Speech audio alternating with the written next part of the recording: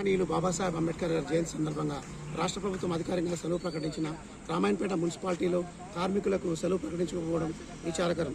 కార్మికుల్ని రేపు జరగబోయే బాబాసాహెబ్ అంబేద్కర్ గారి జయంతి కార్యక్రమంలో పాల్గొనాలని చెప్పి కోరగా వారు మాకు సెలవు లేదని చెప్పి విచారం వ్యక్తం చేస్తూ ఉన్నారు.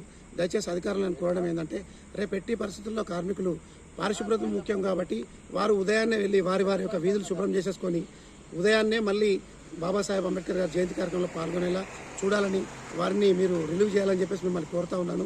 కార్మికులందరికీ కూడా నేను ఒక హామీ ఇస్తున్నాను. ఈ సమస్య ఈసారికే ఉంటుంది. మళ్ళీ జయంతి వరకు ఈ సమస్యను మేము పరిష్కరించేలా కృషి చేస్తాను.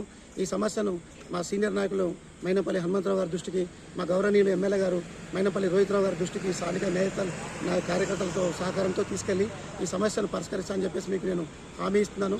దయచేసి కార్మికులందరూ కూడా ఎవరు కూడా అధైర్యపడద్దు. మీరు ఉదయాన్నే వెళ్ళి మీ వీధులు శుభ్రం చేసేసుకొని వచ్చేసి మళ్ళీ మహనీయుల జయంతి కార్యక్రమంలో పాల్గొనాలి. మీకు ఏదైనా ఇబ్బందులు ఉంటే మా నాయకుల ద్వారా మీకోసం నేను పోరాటం చేసి ఖచ్చితంగా నేను మీకు అండగా ఉంటానని చెప్పేసి నేను తెలియజేస్తా ఉన్నాను.